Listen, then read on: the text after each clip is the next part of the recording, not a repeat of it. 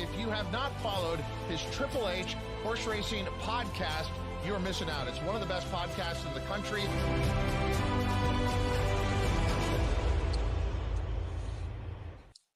Hello and welcome to episode 17 of Great Race Plays right here on the HHH Racing Podcast. I'm your proud host, Howard Kravitz, along with co-host Pete Visco and Paul Halloran, as we're joining you live here this Thursday evening to talk about a fantastic late pick four coming up this Sunday, the weekend before the big one, the Kentucky Derby. And of course, let's not give the Kentucky Oaks short shrift either. Please make sure you hit that subscribe button on the bottom right hand side of the screen, the notification bell on the top right, and smash that like button below the video player. We'd greatly appreciate it. You can listen to us on Apple Podcast, Spotify, and Anchor. Fantastic regular power pick tip sheets.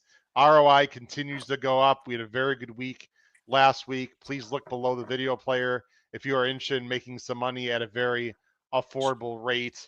You sign up through Patreon. We also have a great website, hhhracingpodcast.com, which we will visit a little bit later to briefly discuss our exciting Kentucky Derby Oaks Power Pick tip sheet package that is now available. Pete and Paul, how we doing tonight? As we're live here, the NFL draft is going on for people that care. I know some people do, some people don't. The Bears just upgraded their offense with a nice tight end from Michigan. So, of course, Kyle Roscoe is very happy, being a big Michigan fan. How you guys doing tonight? Not bad. What's up, gentlemen? Paul? Hello. Yeah, just kind of the calm before the storm. Yes, absolutely. I'll tell you what, we got a lot of great shows coming up. I'm going to wait on that as well, Pete and Paul. We'll talk about our schedule upcoming as Paul, I'm sure we'll mention how overworked and tired he is because of me, but hey, let me tell you something. He's paid mightily. So, I know, Pete. 9:30 start tonight. Oh God. Well, sorry. I'm used to being on air and amped up. That's right.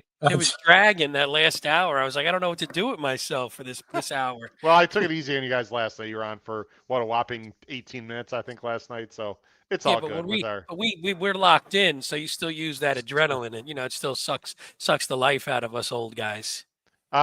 Before we get into late pick four, very quickly, Paul, congrats to you, my friend. 10-1 top pick in the last race last Sunday.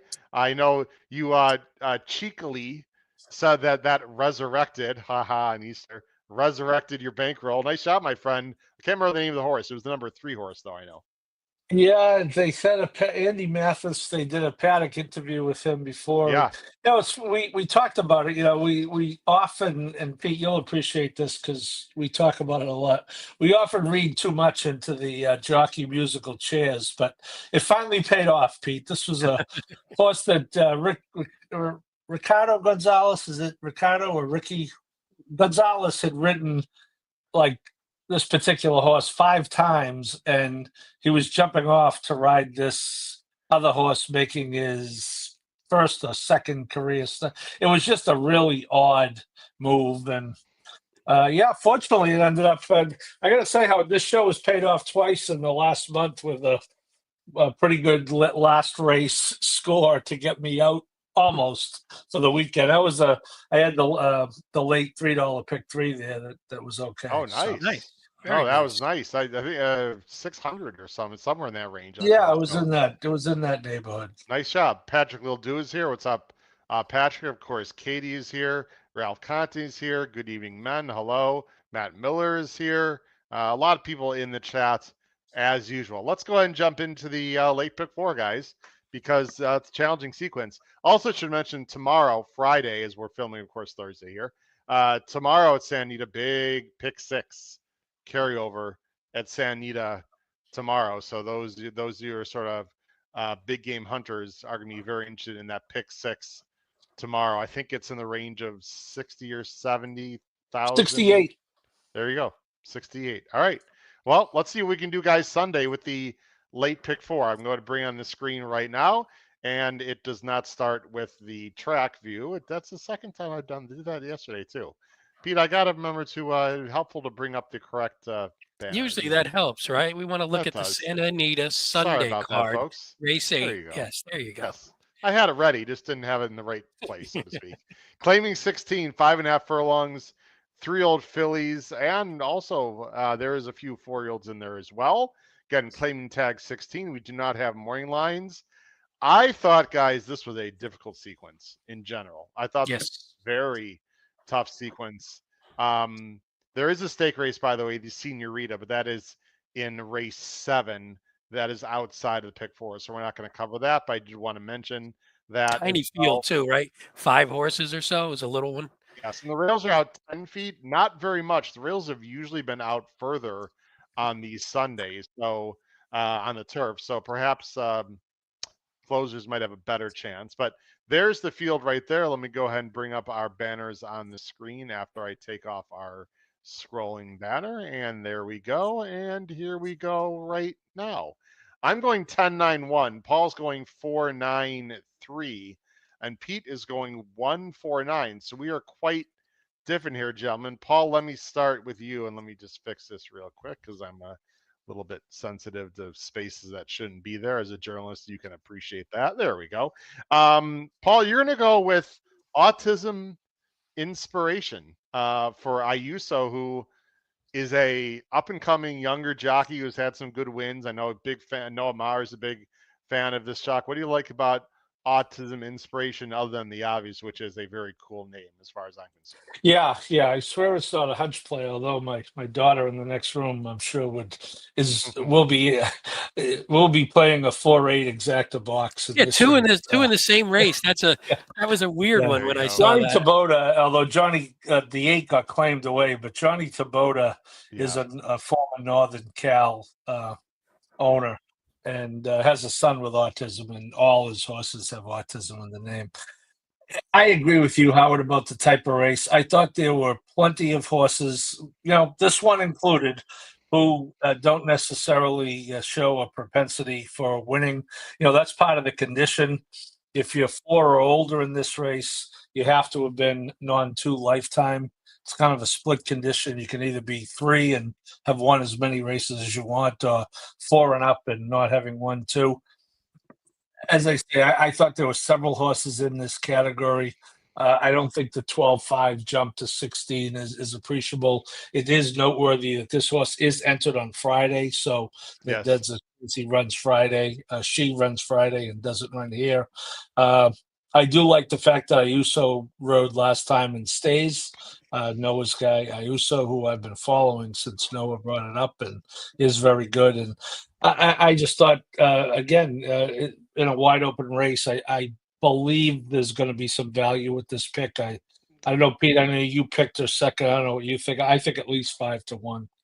Yeah, I probably agree with that too. And it's weird, the horse, that Full Moon Grayson, who beat her in those last 2, just sort of freaked for 2 random races and went nuts and dominated. So you assume those aren't bad losses, but it was just weird when you look at that Full Moon Grayson's PPs. You're like, where the hell did those 2 crazy races come from? But this is not good. Okay, well, sorry, we'll get back to that. Go ahead, Pete. Yeah, no, I like this horse too. A little early career seconditis, 3 out of 7, hitting the second spot, but at least for sure that she always seems to give you a race and she gets in the mix. So she's definitely someone. I guess like you said, the move up, I don't think that's much, but it's weird with the Northern California horses. They seem to find their spot and they're really good, and then they try and go up and they lose. So it's hard to judge those sometimes. But yeah, you see that horse, it had like 3 races on the page that are nuts, and then the rest are just kind of bleh. So, but I guess you caught him on your horse, Paul, caught that horse on the wrong 2 days. Yeah, exactly. Yeah. I don't have this one in the mix. Actually, I have this one as a B. I found this race to be tough. Guys, these lower level horses, and it's been an angle for me that's been pretty good. I just prefer the speed. Just someone's going to go out there, sort of like your last horse, the horse in the last race last week, Paul, for you, which was a lower level race, and the horse just destroyed the field, just went to lead and didn't back up. I'm going to go with Feisty Matoli here. As you guys, the number 10 for Nap and Escobedo, as you guys know, I have mad love for horses coming out of the 1,000 yard Los Al races, and Oh, you can roll your eyes, Paul. I'll tell you what, they actually do okay. This one had the rail. That's a tricky spot going 1,000. I just like the last two efforts before that. 56 buyer, 51 buyer shows a lot of speed. I'm not worried about the distance. This horse has gone 6.5. I think just getting a very simple, tell the jock to break, look to his left, make some decisions. I just think she's very logical here. I'm guessing when to get I don't know, 7-2, 4-1 ish. And then I gave a look to the number 9, Liquid Spirit, another fantastic name. Papadromo can literally pop at any time. This one is dropping down. There are a few guys dropping down from that 32 down to 28 level. Now they're down to 16, cutting the price in half. Only 5 lifetime starts. Nice work last time. Doesn't have to have the lead. Again, I like the comfy outside post for this 3-year-old filly. I think Liquid Spirit is interesting. You guys all have this one in the mix as well. Yeah, that was a tough one. Because I wasn't sure because Timeform has that as that 9 horse as sort of the speed. So I guess if you like your 10, if the 9 also goes, does that compromise the 10 a bit? Or is the 10 just faster and the 10 will just sort of gun out and get the lead anyway? But that was my thought because I didn't love the 9, but I thought I was with you. Whoever I thought got on the lead is dangerous. I just wasn't 100% sure who that was going to be. Yeah, it's not an easy race. I'm just going to go with one of the outside speeds and hope they can wire the field, just sit off and go by. Pete and Paul are going with the autism horse, number 4, who's definitely has a shot as well. Let's go on and do race 9, guys. Race 9 is a difficult, interesting main specialty in the turf, 6 furlongs, purse is 60,000. This is for a mishmash of 3, 4, and 5-year-olds, although there are no 5-year-olds in the field. I'll tell you what they are, guys. Now they're inching horses in here. Not only are there inching horses, there's some very expensive purchase prices in this race. I'm assuming you guys noticed. Again, we don't have morning lines. I don't even want to guess on who the morning line favorite's going to be. I suppose it could be the number 1, What to Remember for Peter Miller and Anton Georgi. I don't know. We'll see. Here's our picks on the screen. We are all over the place. I'm going 3, 4, 9. Paul's going 6, 10, 9. And Pete also agrees with Paul. He's going to go 6, 3, 1. Pete, I took a look at the 6, Coulaire, 1 of 2 for D'Amato, very carefully for Rispoli. First time start in the U.S., ran in, I believe, Ireland last year, and has been working steadily on the inner Tapeta synthetic training track. Yeah, I didn't have a super strong opinion in this race. I was a little bit all over the place. And finally I was like, well, who do I want to land on? And I'm like, you know what? D'Amato's been hot at the meet. Rispoli's been hot at the meet. This horse again I was 33-1 in a pretty low level maiden race in Ireland back in June of 24. So we're coming off a pretty long layoff, but I guess I trust D'Amato into the hands of D'Amato. So a foreign shipper off a layoff, if it's going to be anyone out west, I don't mind having D'Amato in that case. And like you said, I just think the works are pretty good. The works are on the synth, but that should translate pretty easily. So I think there's enough works on the page that got me comfortable. And I'm just wondering if maybe this one could show a little bit more speed this time, at least just be in the mix a little bit closer. And in a field that I just didn't think was all that great, where there were no standouts, I thought, hey, I'll take a shot with connections that are hot, with a horse that at least has shown an affinity since they've been here and have been working well. So let me give it a shot. Maybe with D'Amato Rispoli, maybe we don't get the price that you would hope, but I figure maybe this one's a little colder on the board than maybe would normally be with a foreign shipper on the turf like that.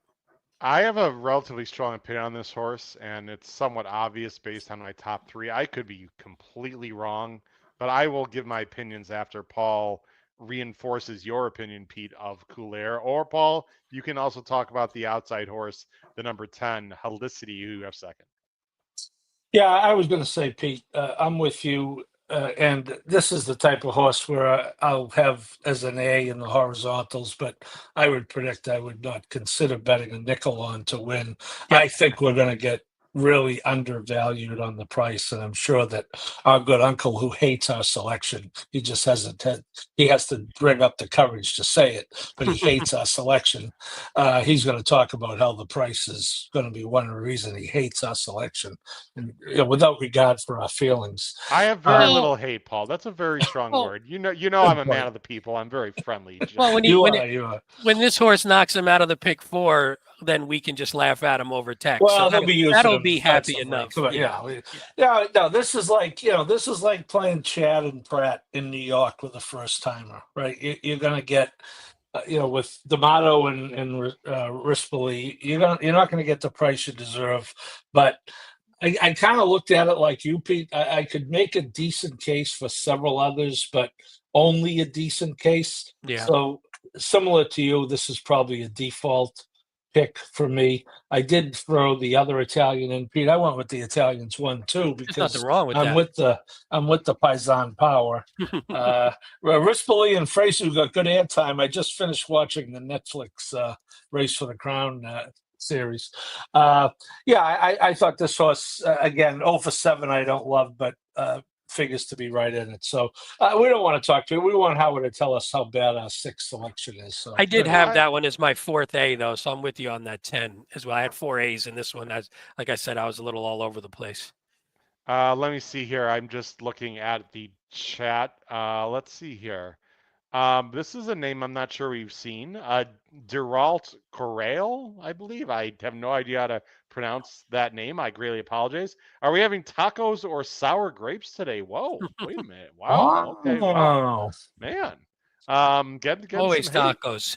That's Tacos. quite all right. I mean, the smartest person in the chat clearly is Patrick Lildu, who said that 3 is good and 2 is the first that's been working fast.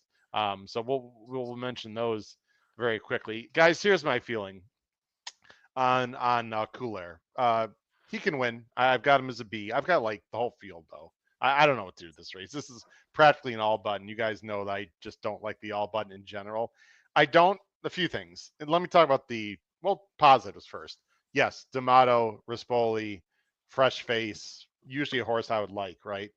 I don't like the fact this horse was 33-1 in a lower level track first time out. I have to admit, I did not watch the replay. A little bit of a host fail. I apologize to everyone, but I will go look at that before I bet. Guys, a time form rating 54? Okay, I know it's 2-year-old in June. I get it. That is very low. I watched 2 of the 3 works, guys, that were the works that were available. He looked fine, but he was getting in the lane. He was getting passed by horses in both works. The 59 handily bullet was only 14 works. I'm always people don't notice that enough. Like, there are only 14 horses working. I don't know. Yeah, 59.3 is fast. And the other thing, guys, is I know D'Amato's 4 for 12 in this early spring meet. He's been a bit disappointing with his Euro import first-time U.S. horses this year. I don't have a stat on it. I just know that I've seen a lot of them, and a lot of them I've bet and have not won. So, okay, maybe I do have a little sour grapes, but I don't know, guys. I'm going to be a little bit against this one. I think the 3 is a horse that could be tough here. A day to remember. I know. One start in 23, a year off, another 9 months off. I get it, but Glatt is sharp. This horse costs 300. That race at Del Mar last summer is clearly good enough to win here. I see a bunch of bullet works, including some at San Luis Rey. If he's ready, I think this American Pharaoh colt could be tough in a race that I just don't love a lot of horses in here. I threw in Hamlin as the other D'Amato guys, like the other Chad. I mean, very slow last year, but turning back off a layoff with also bullet works from Los Al and getting Kimura, right, will be 2 or 3 times the price as your guy's horse? I don't know. In a race I just don't have a strong opinion on, guys. I just don't want to go with a horse that might be the favorite. So you guys are right. That price plays into it, but I'm just not so sure how good the number 6 is, to be really honest with you guys. Coulair. Yeah, well, you'll have to just be upset then when he's rolling by in the lane. But no, I agree with you. If any of these horses, Pete, I don't know what to make of them. I don't know. I didn't know what to make of a lot of them. I mean, you thought like the 3. I have that 3 horse in second. I didn't like the fact that the horse couldn't finish well in the last two. Now, again, they were a long time Sure. ago. So, but Glatt's been really good. So I'm Yep. hoping for progression in that 3. That's what I was looking for, is like maybe it's a little more progression now, and that horse might just be better at 4. But Yeah. a horse that just kind of run once a year, it's always a weird one too. There's just so many weird ones in this race that I couldn't get a good handle on. Yes. Love all the people we have in the chat. We have hundreds of people watching at home. Thank you very much. Howard Kravitz, Pete Visco, Paul Halloran, HHH Racing Podcast. Great Race Plays, our weekly Thursday night live show talking about, I love it, Pete, the late pick 4. Those shirts are available on our website. Just send money to Pete Visco. How much do they cost, Pete? Yeah. Just go to a Sorry. little place called Amazon.com, Okay. and We're not selling those shirts. Yourself. You're going to get emails, and we are not selling those shirts, but I do like them. I'll tell you what is on our website, Pete. Very quickly, talk about the Derby Oaks package that we have. Let me bring up the banner for that, of course, because those are selling very well, and it's very affordable, very profitable. There's the banner. Here's the website. Go ahead and talk about it real quick, Pete. Yeah, if you look on the top of the screen there, or just go to Power Picks tip sheets, and if you click on that, and you see Kentucky Derby Oaks Power Picks.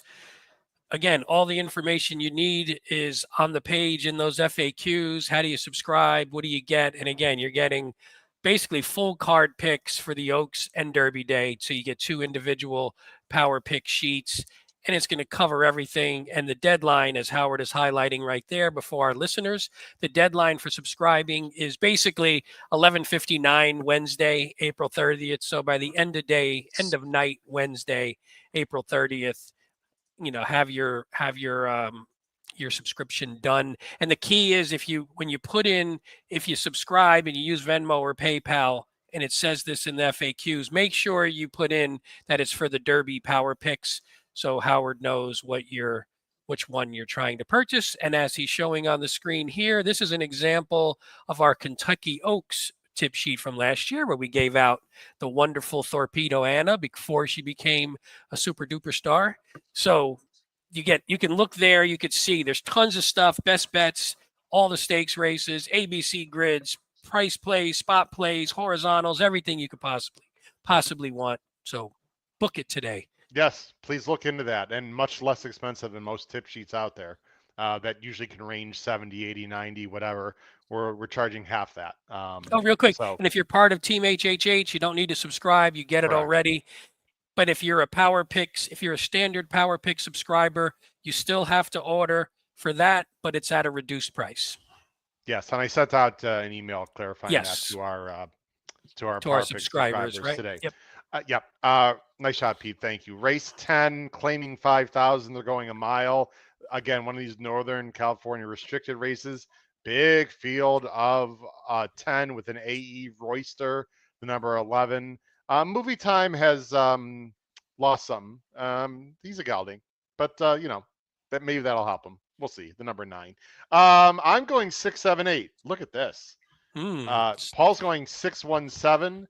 Pete's going 6, 5, 7. We're all going with Runnin' Ute, a Calbred. My only concern here, he's clearly the fastest, Paul. The distance. I mean, but this field is not overly inspiring. I think he'll just go out there and maybe wire the field. If someone presses him early, though, I think he is vulnerable. He's just one of those. He's like journalism. And people at home are saying Howard has lost his marbles. He's comparing journalism to a 5-claimer. All I'm saying is he's the most likely winner in the race. I'm not sure you want to take a low price on him in this situation. That's all I'm saying on the win end. Yeah, no, that's a fair point on the distance. I do think, though, there is a chance that he does get a relatively easy lead and is able to open up some distance without putting up ridiculous fractions. I guess that's the best way I'd put it. Certainly that's what we're hoping. And he's right at this level. He wins at this level. Certainly he did up north, and he just got nailed on the line last time. Frey stays.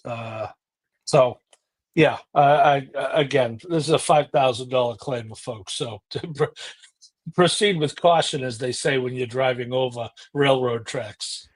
I do want to mention also our great friends at DRF, who we are now partnered with the Daily Racing Forum.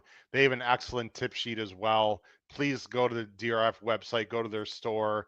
They have workout reports. They have a lot of fantastic information for the Derby and the Oaks as well. Check out the Daily Racing Forum for all of their information, and shout out to them for our new partnership with Daily Racing Forum for at least the next few months. We greatly appreciate their support as well. Pete, I don't know if you want to add anything to Running Ute, or you can talk about the number 5 right next door also, Contrary Chieftain. Yeah, the only thing on Running Ute, I liked what I agree with everything Paul said. Two back at this level was able to get that win and then got run down last time. But now I like coming back to this level. Maybe that's just where he's comfortable. And like he said, if he can get on the top. Yeah, Contrary Chieftain, I just, this is another one. Actually, it's sort of a similar comment. If you look at two back and three back at this level, was pretty good, especially two back. You get the nice 67 buyer, 8, nice decent time form number. Moved up a bit, was terrible last out, but what was checked and was sort of, I think, didn't have the greatest of trips in the world. And now we're getting back to the level where this horse was successful. So I think we talk about it a lot with the Northern California ones, they don't know exactly where to put them when they get here. And sometimes they find a spot and they do well, or sometimes they shoot a little high, apologies, and then they have to drop them down to find their spot. Maybe this is just his spot as well. So now that 5 and 6 are where they're supposed to be. So I went outside for my horses underneath the Running Ute. Super Mazel. I don't know where that last race came from, but look, if this one gets first run on the others, guys, and sits off a Running Ute, and maybe he's just an improved horse, I don't see why Super Mazel can't win. I don't think he's without the realm of possibility. A 7-year-old by Palace Malice out of a Giants Causeway mare. Orantes is definitely capable. And then Touch of Zen is sort of an underneath horse. I don't love this horse, but I do have a lot of respect for Steve Miotti, and I just threw that one in third. I guess my opinion here is I'd probably single on a I'd probably spread in the other 3 races. We don't talk about our pick 4 tickets very often here, but if I could recommend to people out there, I would single. I'd be comfortable singling Running Ute in a pick 4, but I would use others in a backup. I would assume you guys agree the same. yeah, I was more of a 5-6. I was more stick with the 2 Whoever and then else. just get rid of the rest. Yeah, I do have to comment though before we move on. We talked.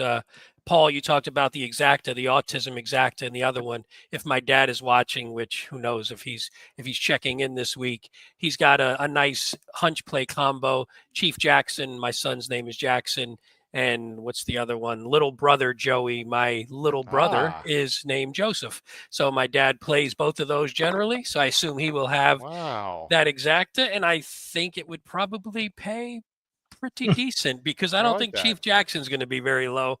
And little brother Joey, he's one of yours, Howard.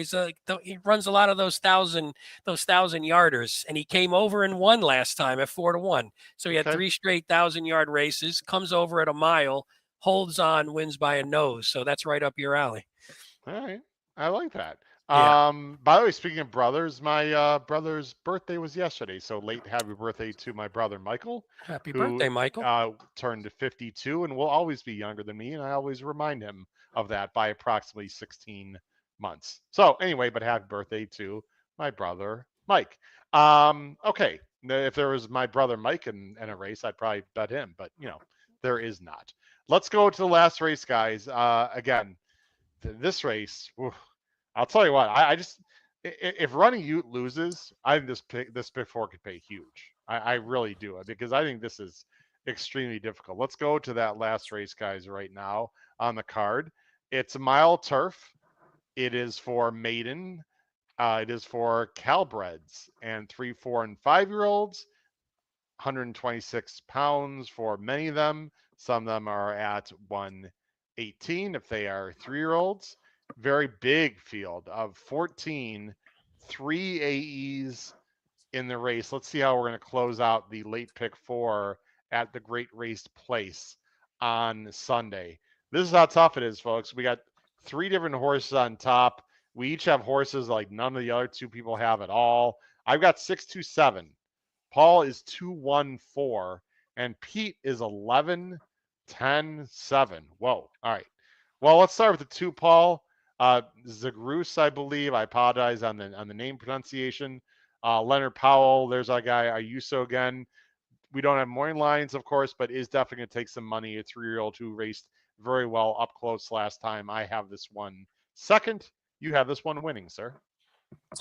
Yeah, I thought there were 4 logical winners in the race. If I had to narrow it down, the 1, 2, 4, and 11. And when I came down to it, I thought the 4, especially the 1 to less of a degree, and even the 11, have had some chances and been right there, but haven't closed the deal. So I went with a fresher face. The Sir Prancelots are really, really running, especially on turf. This horse is obviously turf bred up and down. Leonard Powell is a very good trainer. You can see his numbers in this situation with second off the layoff 20%, adding Lasix 27.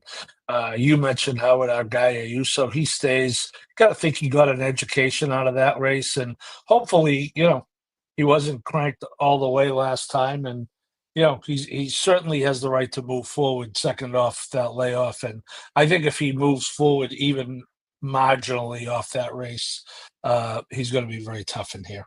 Paul, I'm going to show the stretch run. I'd love for you to give a little analysis. We haven't shown a replay yet, and we're definitely, all of us are visual handicappers. 2, 3, 6, 7 in this race all come back on Saturday. Again, 2, 3, 6, 7. Let me go ahead and fast forward to the stretch. Tell us what you see here and your general opinions. You see the horse we like on the lead. Yeah, you're going to see him, act like a young horse at some point, right? In the stretch. Yes.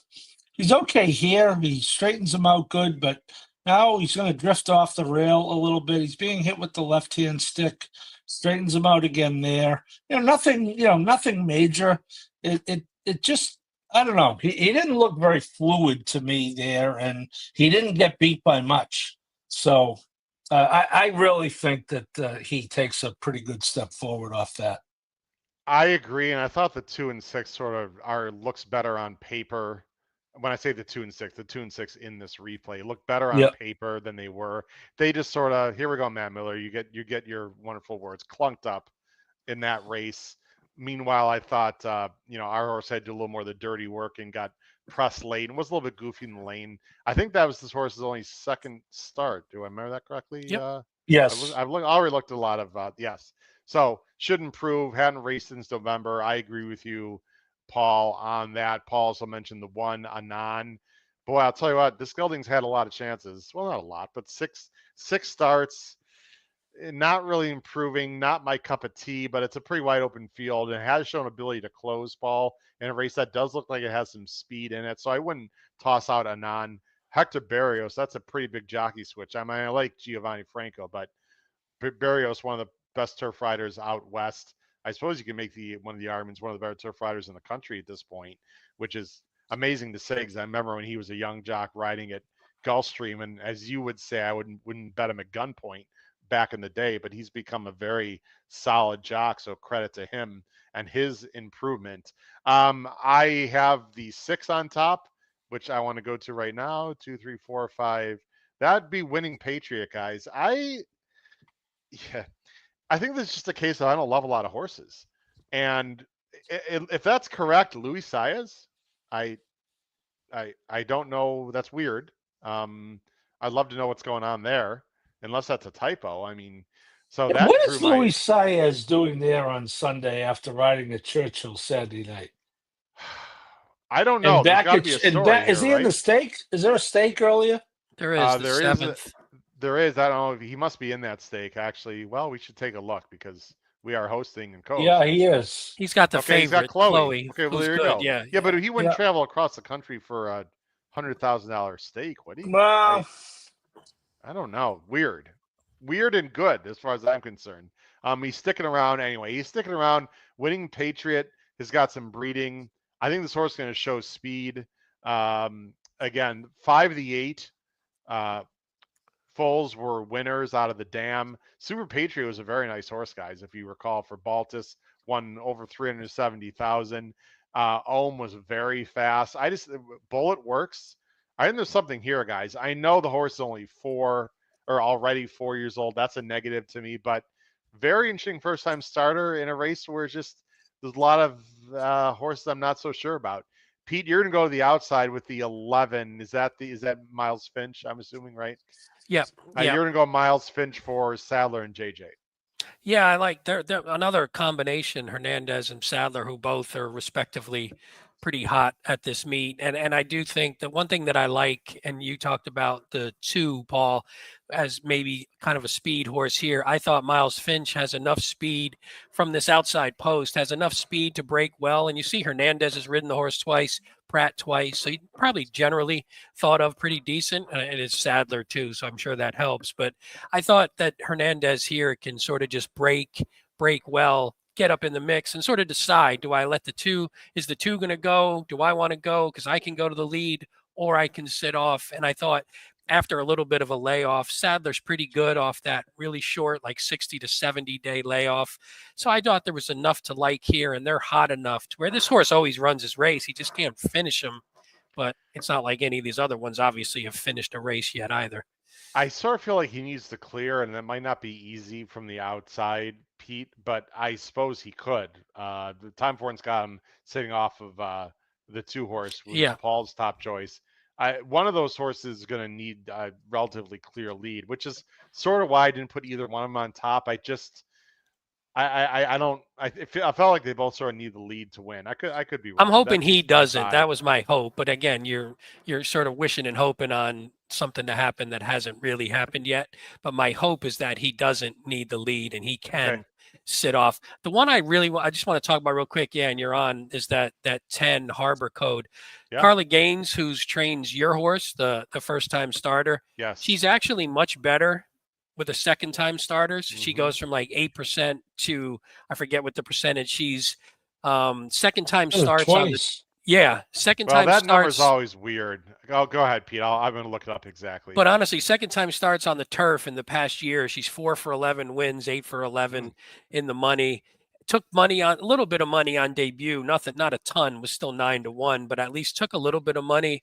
Was bumped a little bit, so maybe it was just thrown off, first time start. And what I'm looking for from this horse is just, hey, is she just better with a second time starter when she can get one under their belt? And if you look at the works since then, you get a 2 out of 74, 47, a 9 out of 88, a minute going 5, and then a 46 and 3, second out of 93. So this horse might just be her thing. And maybe because that first one wasn't great, you get a little bit more of a price just because that debut race just doesn't look that good on paper. So I kind of like this one as hopefully a little bit of a price horse who just seems to be maybe trending in the right direction. Interesting. 16%, by the way, was the number last 5 years, Pete. Yeah. Second time starters on turf. I could be overthinking this, and Paul already talked about the jockey musical chairs. I just feel like wouldn't Saez be on the better one? Most likely. Carla Gaines horse, right? Yeah. But my wonder is if maybe that's the better one long term, but maybe not first out. Because I had that horse as an A. I had your horse as an A as well. Sure. On the Ohm, I think was like 0-15 on turf routes. So it was enough to turn me just a touch off. Boy, that horse was really fast. I liked watching Ohm run. Paul, let's go to our best bets. Your best bets go to race 8 with the $3 pick 3.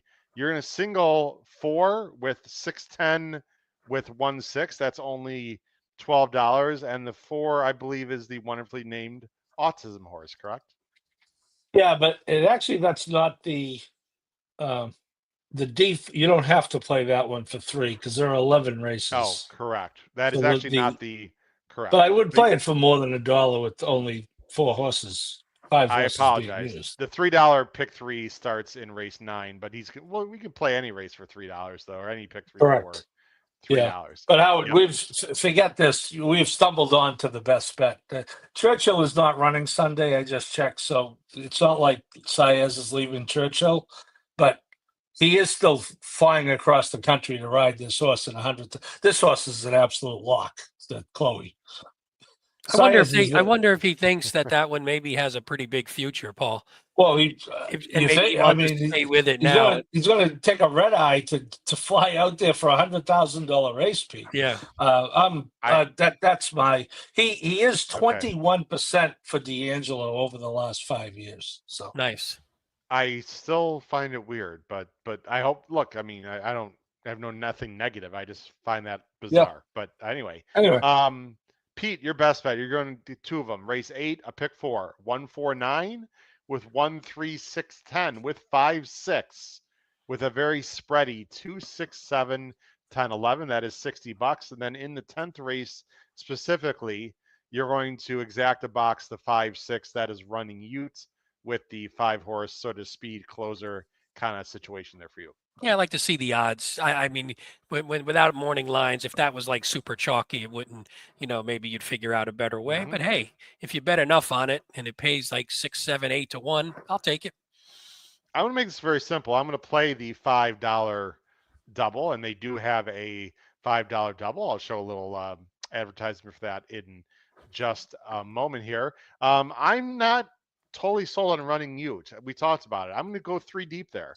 I'm going to go 6, 7, 8, and then I'm going to go 2, 6, 7, including the Carla Gaines firster. The 2 is a speed horse, and the 7's a bit of a closer. So I got a mishmash there. Maybe Carla Gaines will not win with the first-time starter. I just find it very interesting. The Louis Saez sticks around for the last race and is on a firster for a gal that does not have great numbers first time out. Maybe this one is pretty good. So we'll see. Should be very interesting. I'll tell you guys what also is very good, as I already mentioned, is the $5 late double. The betting menu at Santa Anita, the great race place, is just outstanding. We've been talking about it ad nauseum since we've had the great race plays show in late December. Let's take a look at that late daily double and the $3 pick 3 right now. Now offered at the Great Race Place. $3 late pick 3 featuring the last 3 races. $5 late double on the last 2 races. Both with a player-friendly 15% takeout. Every race day at Santa Anita Park.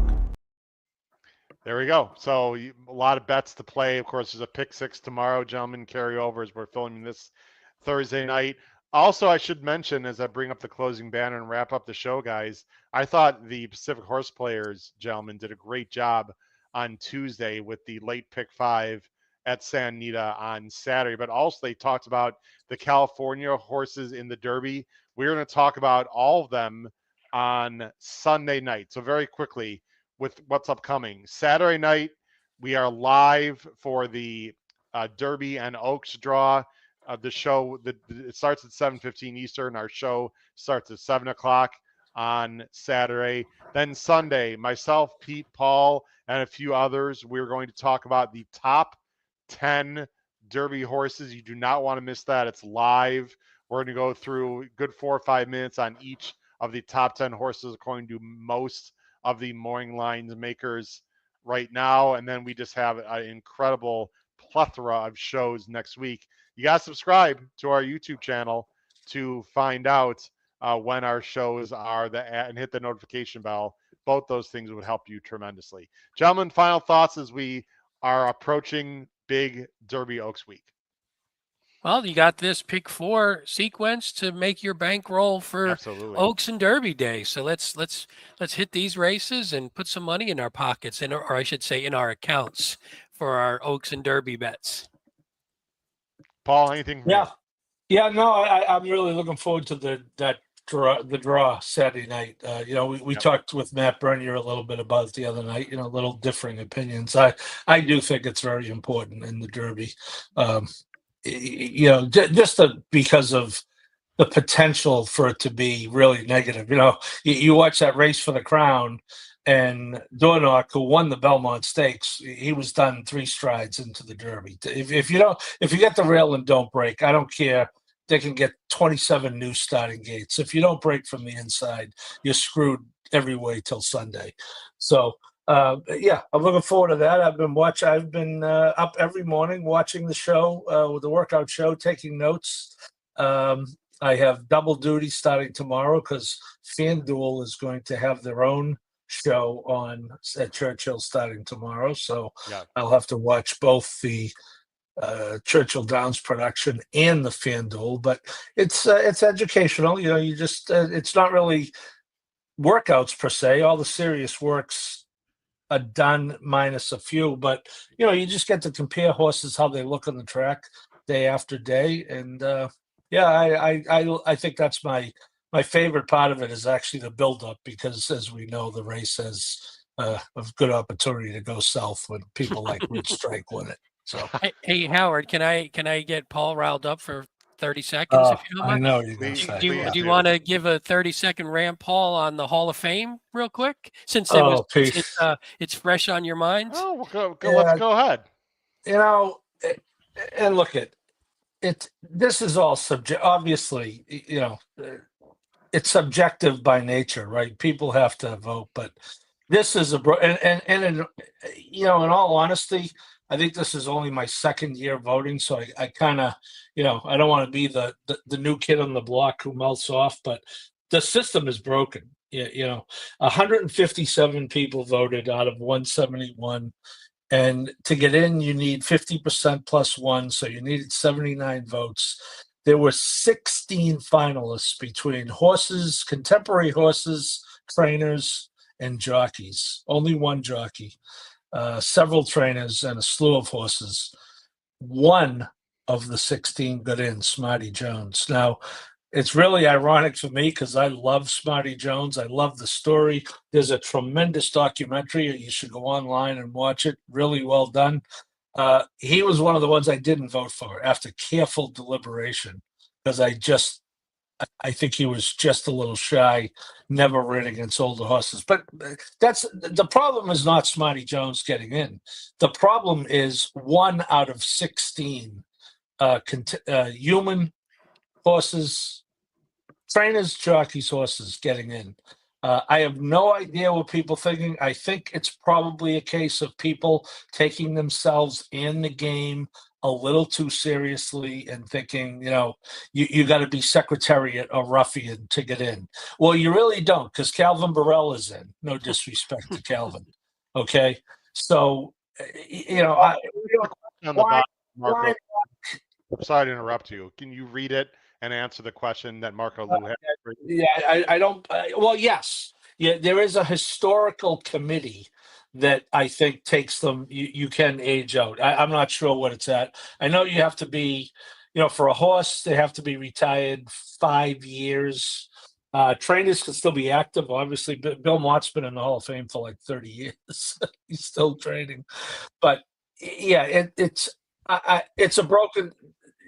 This happened 2 years ago, when there was you have an induction and there's no humans there to be inducted. There's, Arthur B. Hancock III is a pillar of the turf. That's like a category they have. Richard Tan Brock, the owner of Lexington. Congrats, Kim Wickens.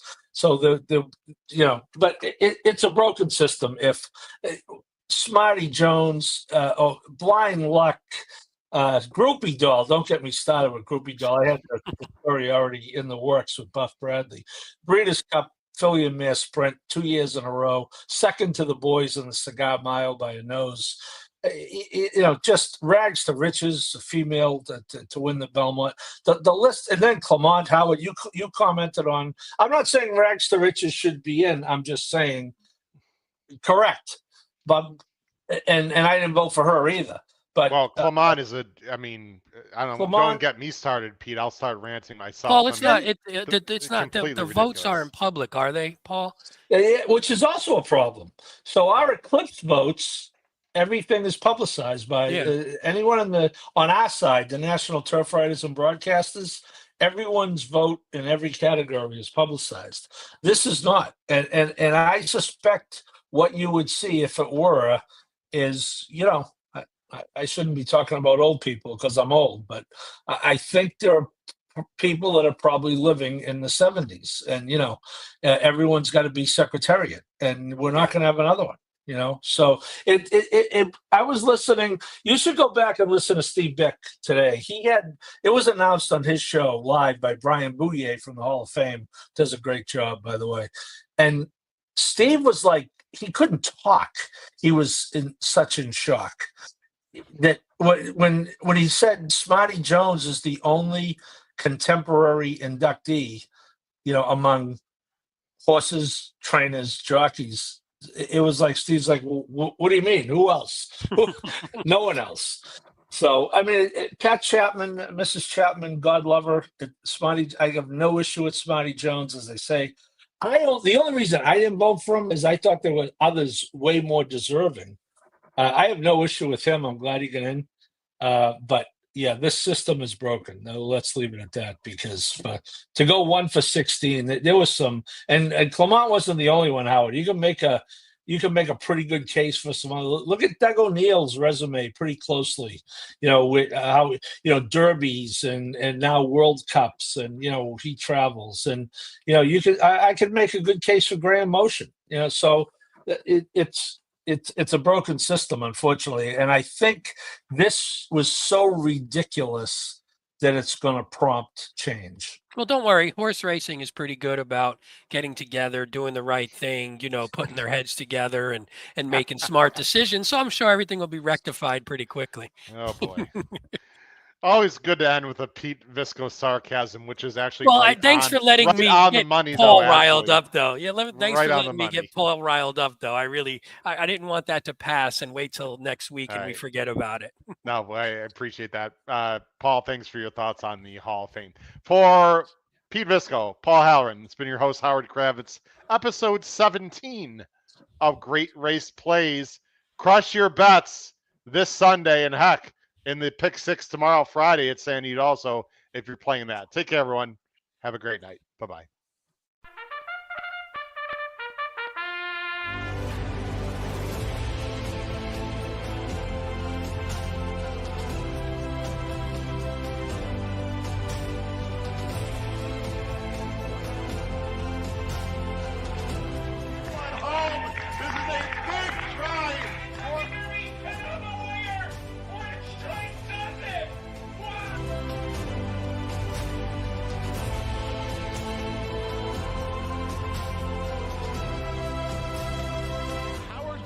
If you have not followed his Triple H horse racing podcast, you're missing out. It's one of the best podcasts in the country.